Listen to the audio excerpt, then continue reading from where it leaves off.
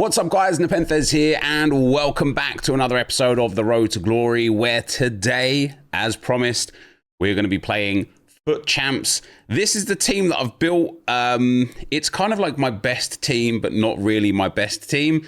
We're going to go through the team and the tactics in just a moment, but of course the aim today is to just pick up the 9 wins to get that extra bonus player pick and to get the objectives completed for FUT Champs as well. And so for this team, guys, I tried to incorporate as many of the Arsenal players as I could. I could have obviously put a few more in, but I also tried to incorporate some of my favourite players on the account in and some new players that I've got as well. So Gianluigi Buffon is going to be our goalkeeper.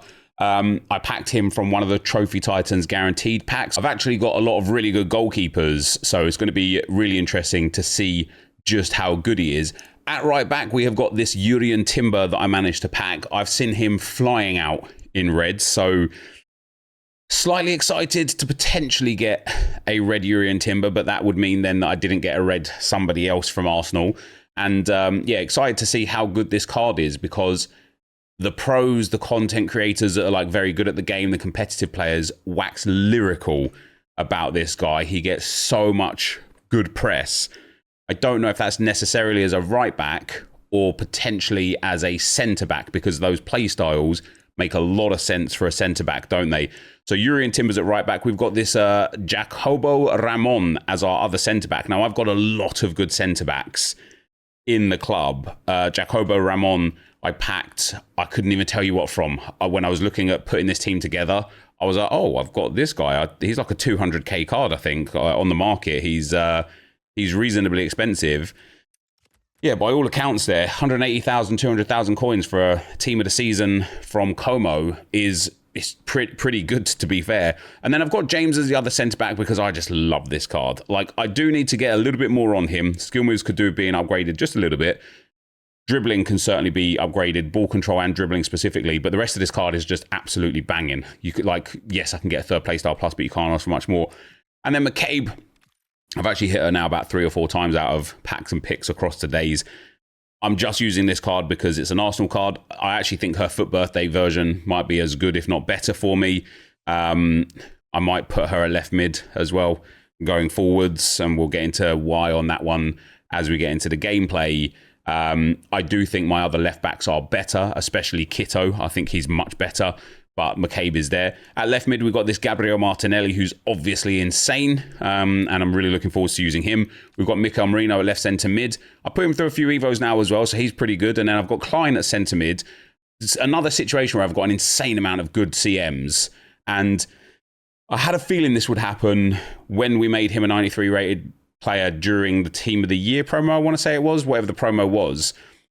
Compared to cards that you can get now, you can get this similar sort of card at like 87, 88, 89 rated. You know, his dribbling is a little lacking. His defending and physical is massively lacking for a 93 rated card. But what I like about this card is we've got nearly 600 games on him. So he's into the team. And then we've got Nicolas Pepe for 2 reasons. Number 1, it's going to help me complete Didier Drogba. And number 2, he has got Whip Pass Plus, one of a very few players for me that does have it. And that's important because we have got big Paul Onuachu up front. This card should be illegal. He has got unbelievable stats. Yes, there's a little bit of improvements here or there that you can get a little bit, but he's only 91 and we're not far off. We're already able to get some season pass kind of content that will allow us to Evo him. And then he is missing in playstyles. So I would like, what would I like for him as a playstyle plus, another playstyle plus? Maybe like Rapid Plus or Press Proven would be good, something like that. And then up front alongside him, of course, we have got Thierry Henry as we continue our assault to 1,000 goals. We are currently 22% of the way there, which is really, really good. So that is the team that we're going to be taking into FUT Champs, guys. Let's go and play those games. Right, guys, as we go into FUT Champs, it was interesting, this FUT Champs run, as we go through the gameplay, because of course the plan was just to try and focus on getting the 9 wins, and I picked 9 wins specifically for 2 reasons. Number 1, I like to keep my form low in champs, and we're going to get a little bit into that as we go on. Just because honestly, it's just more enjoyable, right? I think if I played hard, if I tried hard, if I played sweaty, if I played my best, if I played out every game to try and win, I think 10 to 12 wins is where I'd settle. You know, we could argue the case it might be 10 or 11 or 12. But when you play like that, it becomes really stressful. Every game, every win, every loss becomes stressful. When you kind of know where your level is, and then you kind of manipulate the form to stay at a level to where you can end just below your level, it's so much more enjoyable, guys. And it really was. And so I basically played every game here with the idea of, if I feel it like generally superior to my opponent, I will play the game, and if I don't, I will give away the win. And the reason why I decided that is actually thanks to Pieface. Pieface, a week or 3 ago, had a video where he was talking about his champs experience and people's experience on the game and why he's kind of quitting Ultimate Team. And one of the things that he said that is just so true is that in champs specifically, you either smash your opponent or get smashed. Like, it's very rare that you have a tough game, a close game, or a good game. And that is due to many, many, many things, but most specifically EA's ridiculous matchmaking systems. You know, I've said this before many times, and it was even more amplified when we had 20 games, 30 games, and 40 games. But for example, 5-0, which is a 5 form, is not the same as 9-4, which is 5 form. On the same like token as that is a 5 form, because it's not perfect matchmaking and it tries to match you against somebody who is around your level. You could be 5-0 and you could theoretically match somebody who is 9-6 or even 9-7, because 2 form isn't so far away from 5 form, and they're both those things. And once again, 5-0 is not the same thing as 9-6, right? Obviously 9-6 would be your last game, so maybe 8-6 or whatever, 8-5, let's say, for example. And so I think it's a real important thing for EA to remedy this going forwards. And I think one of the first things that they could do to really help the community understand where they are within champs gameplay and results and stuff is just show us what was my opponent's records at the end of the game. You know, did I just beat this guy when I was 4-1? Was he 3-0, 3-1, 4-1, 8-6, 8-5? Was he 1-0? Was it his first game? Like, it would be really fun to know what your opponent was because of exactly that. So that's why I was basically just backing out of games, like I say. So I got to 5-1. I then threw away a whole bunch of games. I then went and won a few games before getting the last win. So it was a really fun champs experience. And like I say, the idea here was to have the fun experience, to try and enjoy the crossing and heading meta, which we're going to talk about next, and then try and get some reds from the Arsenal rewards, right? That was the aim, that was the idea, that was what I was going for. Now, before we get into comments from yesterday's video, I want to talk about the team specifically itself. Now, you will see me score a lot of headers today. A lot of headers. Especially back post corner headers, which I put Onuachu to the back post, and then I've got James and Ramon in the kind of front post and target man. And Onuachu, although he was offside sometimes, he just doesn't miss from corners. And also here, now that's Henry scoring the header. It was really noticeable that I couldn't cross from the left-hand side. Okay, I scored that one there hilariously, as I'm saying I couldn't cross from the left-hand side. It was really noticeable honestly, significant lack of output from Gabriel Martinelli when kind of setting up to cross, because he doesn't have whip pass and he's right-footed on the left. It was also, it's fair to say, really noticeable how difficult it was to create goal-scoring opportunities with Pepe from crosses. Look at that again from Onuachu. It's insane, man. It's crazy. Due to it being on his weak foot. And because EA are EA, right? Even though Pepe's got a 5-star weak foot, he does not cross the same off of his weak foot as he does off of his strong foot. I don't know why. You don't know why. We all don't know why. But yeah, that's the case. And so my experience trying to actually cross, although that area there that I crossed from, kind of in between the 6-yard box and the 18-yard box lines, in that little gap there, but like near the goal, in that little quadrant there, that I think you don't even need precision header players. I don't think you need whip pass crosses either. I just think it's a really, really good hotspot for crossing the ball and it just not locking on to anyone or anything. Funnily enough, talking about close games, I won this one 6-5. Guys, I had like 19 shots on target in that game. His gold Mamardashvili made like 15 saves or 13. It was unreal. I couldn't believe it. So yeah, in this formation, you know, I wasn't trying to force crosses. I obviously wanted to utilise crosses. I wasn't trying to force them. But what I found was it was really hard to even try crossing, and that's why you do see a lot of crosses in general, but you also see a lot of regular play. And that is because, well, two reasons. Number one, my wide mids just aren't suited for the crossing setup. Bomb, there's Onuachu again. And number two is that the formation isn't suited really for crossing to strikers. And we've seen that a lot. And every single time one of you guys sends me your team for your kind of crossing meta team, you're always in a 3-back, always. So I do think I'm also going to move. Oh, what a goal that is, by the way. And from that same crossing hotspot again, in that little section there, in between the two lines of each box, but also by the byline, it's just really overpowered. And so I think I'm going to try 3-5-2 tomorrow. I'm going to take that into Gauntlet and see if we can get any joy out of the 3-5-2, which could be a lot of fun. And it could go horribly wrong. The other thing that I found with the 4-4-2, where I'm playing here today, I didn't enjoy this formation as much as I thought I was enjoying the formation. When it came down to, you know, in live FUT friendlies, obviously I want to win and whatnot, but I tend to build a lot of squads that are around completing multiple objectives at once. So I'm not really focused on winning. Obviously I do want to win. There's certain things that I try to win, and I typically get lots of wins anyway. But in champs, it was about winning, right? You're going into champs to try and get those wins, to try and get those 9 wins, to get those rewards. And what I really found was, whenever I came up against somebody who was half decent and had like a really strong team and had either a 4-5-1 or a 4-4-1-1 or something of the sorts, I found it really difficult to create opportunities of anything. Passing, dribbling, skill moves, crosses, like long shots. The 4-4-2, in spite of the fact that it's my most used formation this year by a long way, isn't a really good formation.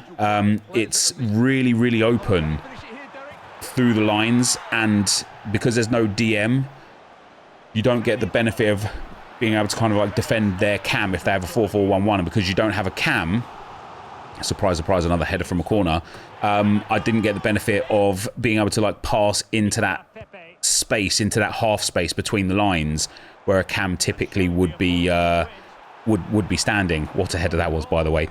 So we did get some comments from yesterday, like I said. Jay says, why is it actually so fun to watch Net forcing headers all the time? Brings fun into the game, and that's what I want to play for, right? But I want to be cautious, and I want to like make sure I'm very clear with how I kind of work towards corners, or sorry, crosses, I beg your pardon. I want to be cautious that I don't force the issue.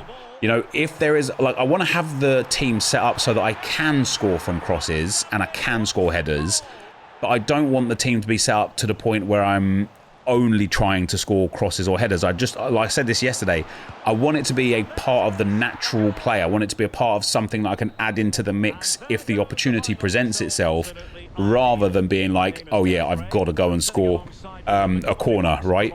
And there's a lot of other things. I noticed in these games two things. Thing number one is I really need to improve once again on my defending. You know, it's been a long time since I played quote unquote competitive FC, you know, or champs or whatever, and my defensive play during these champs games was horrendous. Even in the games where I was absolutely like whopping people, I was still conceding 3 or 4 goals. It was poor. I was defending poor, and I could feel myself and see myself like right there, right?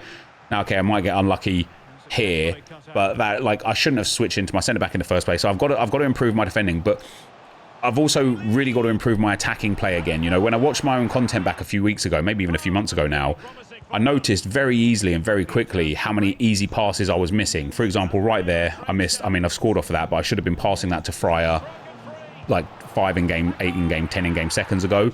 And so I'm just delaying passes way too much. Again, I'm not being nearly as decisive as I should be, in spite of still winning plenty of games, and that's a good area to upgrade. But I'll tell you something, guys. The thing that surprised me the most about playing champs, I did not realise how bad my team is. And I don't say that in a, oh, I need an excuse. I achieved what I wanted to achieve out of champs this week.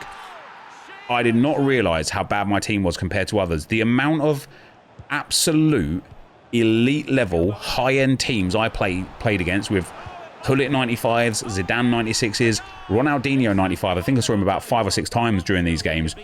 Like, the team of the seasons, the kind of mid to upper tier ones with 3 playstyle pluses, I didn't think 3 playstyle pluses was going to make a huge difference on players, because in my head, if I've got a player that's got 2 playstyle pluses and 8 base playstyles and they're all perfect, like the perfect playstyle pluses, turning one of those base playstyles into a playstyle plus isn't going to make a significant difference. I was wrong. I was wrong, especially when coupled with like top end stats and such.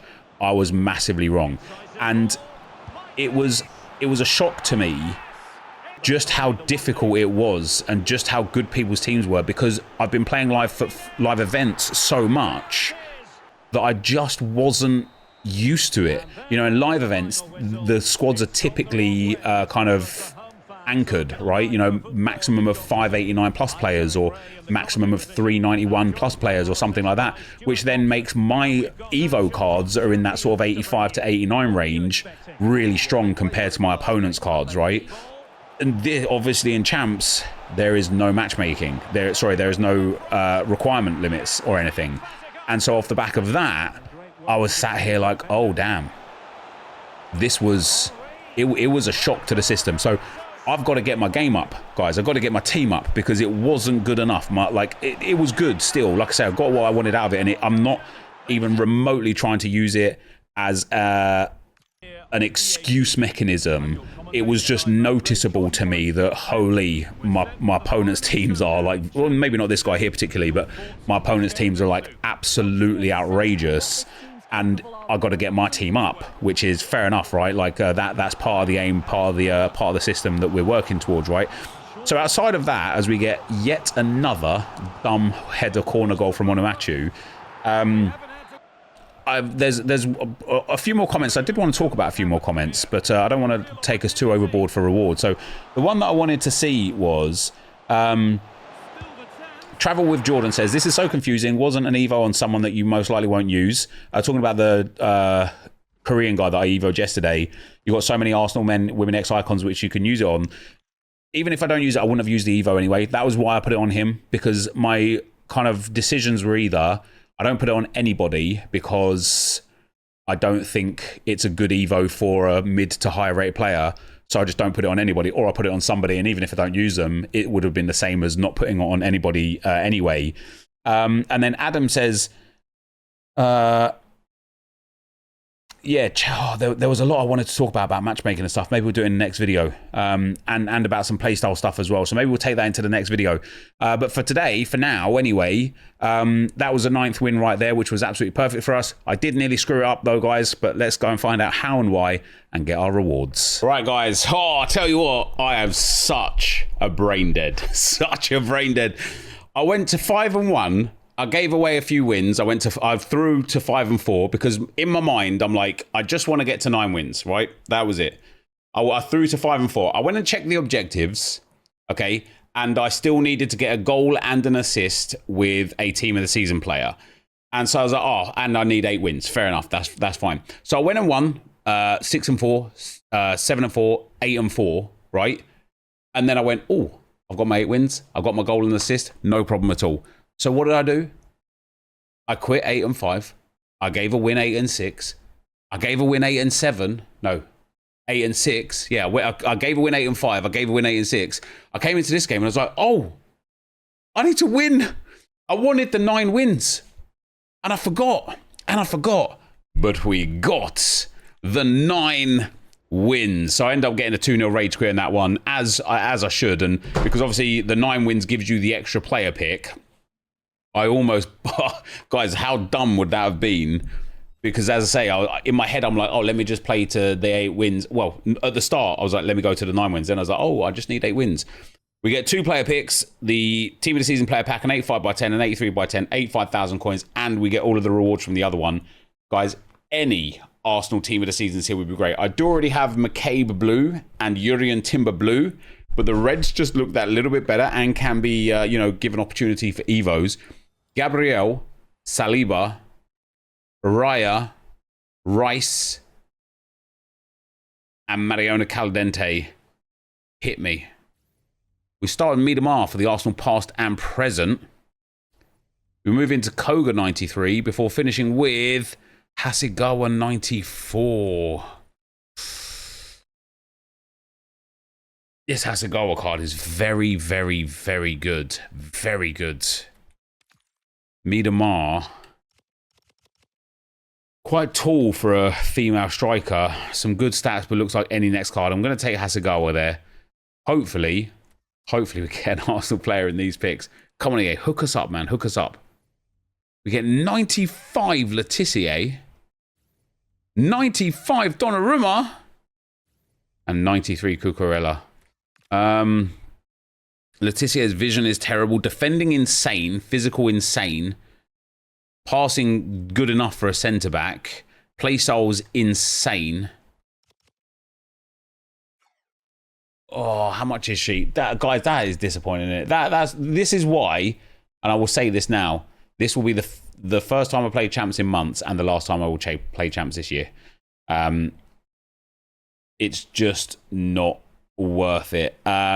Letitia is worth 88,000 coins and Donnarumma is worth 315,000 coins. So we'll take Gianluigi Donnarumma. So we end up with 2 Man City players, obviously, as our rewards. Now, the good news is, from the objective picks and packs...